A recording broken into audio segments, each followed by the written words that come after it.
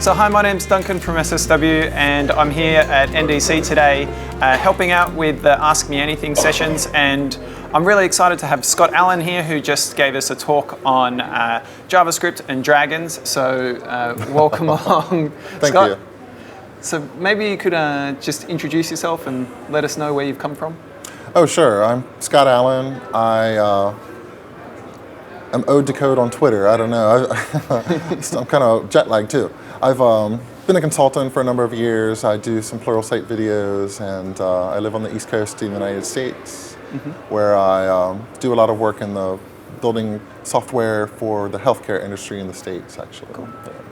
Maybe you could give us a quick overview of what your talk was about today.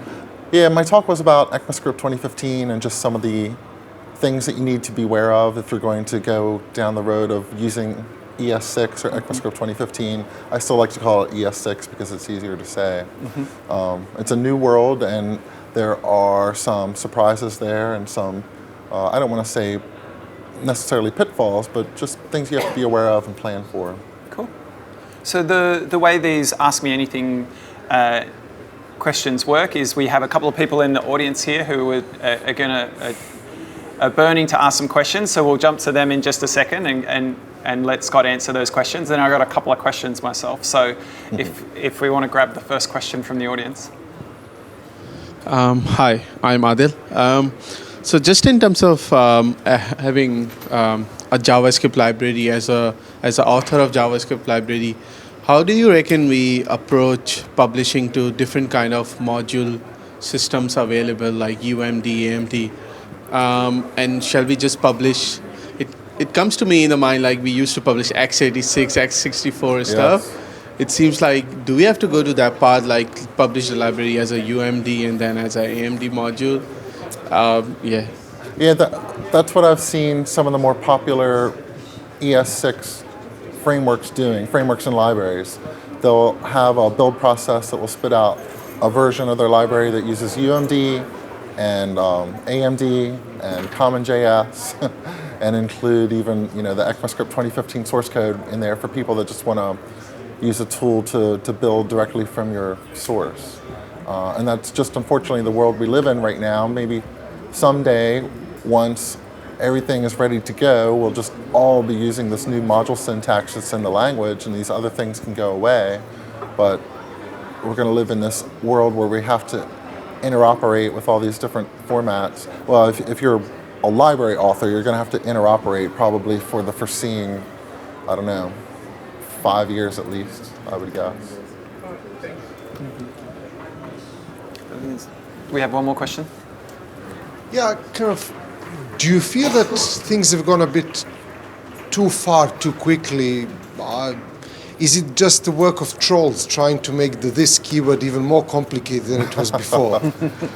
Yeah, so I think the question there is there an actual tangible benefit to using some of these new language features? And I think that is a fair question to ask. I think to be quite honest, for a lot of software developers who aren't doing heavy, large amounts of JavaScript on the client side, you're not going to get a big benefit from modules. Yeah, there's a lot of nice syntactic sugar in there too, but it's nothing that we couldn't do before.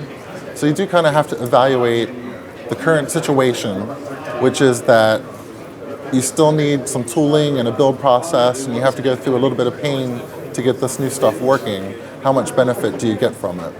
But I would argue that if you're on a larger project, things like the module system, I think, actually are beneficial, even though they create tooling problems. I think nothing has changed the architecture of large-scale JavaScript quite like the module system that's been introduced. A good example would be looking at Angular 1 versus Angular 2. How do you put together Angular 1? Everything in Angular 1, you had JavaScript files that all attach things to the global Angular symbol, right? So, and then it becomes Angular.this and Angular.that to do anything with Angular. And Angular 2 is completely different. It's so modularized now where if I want to use the HTTP service from Angular, I import that thing. I don't have to go through globals, and it's a nice way to package up JavaScript file for things that are big abstractions, big applications. And I think there is some benefit there. So we got this like 6 years worth of updates all at once. Yes. So do you think if we got a more staggered release of language features, it would be less dramatic and less of a confronting thing, or do you just think, you know, it's not that big a change? Yeah, I think JavaScript's history has been a little bit unfortunate. There was a period of time when they were working on ECMAScript version 4, and that was a quite ambitious specification. They were going to introduce some type annotations and a bunch of other things, but it all fell apart because of political infighting. Mm-hmm. And I think in a way it was good, in a way it was bad. In a way it was good because I think a lot of the features that they were going to add to the language back then, we probably wouldn't have added knowing what we know now. Yeah. Just because the web has turned out, I think, a little bit different than what people thought it was, the direction it was headed back then. So it's kind of good that we deferred the decisions on what to put into the language for 10 years. On the other hand, we had no new things in JavaScript for this long period of time when that all fell apart. And ECMAScript 2015, aka ES6, was finally people getting back together and saying, you know, we have this laundry list of things that we want in the language. Mm-hmm. What are we going to get in there? And it's, you know, a lot of people, when they look at ECMAScript 2015 code, they say, what is this? Is this JavaScript? It looks like C# or TypeScript, or what is it? Mm-hmm. It's just so different, and I think it makes it a little more difficult to adopt. Fortunately, going forward, I think we'll get more incremental changes, and you know, for people that have already made the jump, it's not going to be hard to go to the next version and the next version and so forth. But this one is a big jump. It's a big jump. So to make this jump, you need to use a transpiler or a compiler. Do you point people in a certain direction? Do you say, you know, jump on the TypeScript and get strong types of JavaScript and a compiler out of the box, or do you say go down the road of using the Babel compiler, because they're kind of the two most popular ones? Do you have a preference for what you suggest? Yeah, I would. Last year, the first thing I would have said is try the Babel compiler. That was what I thought was the one. But I would encourage people to give TypeScript a try. I resisted TypeScript for years. Mm-hmm. I just wasn't sure it would ever catch on, and so many people have tried to kill off JavaScript over the years, and JavaScript always wins. Yep. But TypeScript is interesting because when I saw that the team was actually, and it wasn't so much the Angular Google thing adopting it. I mean, that was big news for TypeScript, but what I thought was interesting was when the TypeScript team actually started getting into the ecosystem and saying, okay, everyone in the world uses NPM, and there's this node modules folder structure. Maybe our tool should understand that folder structure and work with it. That is when, to me, things started to change, because all of a sudden, I could be in a pure JavaScript environment, you know, not using any Microsoft tools or IDEs or anything like that, and I could NPM install TypeScript and have things like work without magic. And that to me was kind of the turning point, like that reduced the barrier of starting to use TypeScript. So I would encourage people to look at it. Again, particularly for large applications, I think there's a real tangible benefit to having type information available.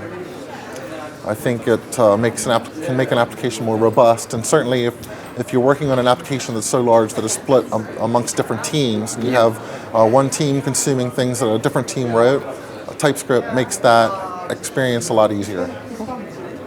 So what would be your biggest tip to someone today if they're going to jump into ECMAScript 6? What would you say? I would say that your biggest pain is going to be the tooling, unfortunately. Still setting up a build process. It's overwhelming for a number of reasons. First of all, the JavaScript ecosystem is so huge and everyone does things differently. So you can go to 10 different websites and get 10 different opinions on what tools to use. And that can be very frustrating to people that are starting. But I would say just pick one of those. Personally, if I would be offering a suggestion, pick something like Webpack, which is a tool in itself that can do pretty much everything that you would need to get started. And just focus on that one thing and ignore all the other noise and everything that comes out like every other week for a little bit at least, till you get comfortable with what you're trying to do. All right. Excellent. Well, thank you very much for taking the time out to answer some questions. Sure, thank you. Hey everybody, it's me, Scott Hanselman, here with Adam Kogan at NDC Sydney. We're hanging out. It's SSW Video. How are you, sir? That's how you do an intro. No, go ahead. I'll be right here, please.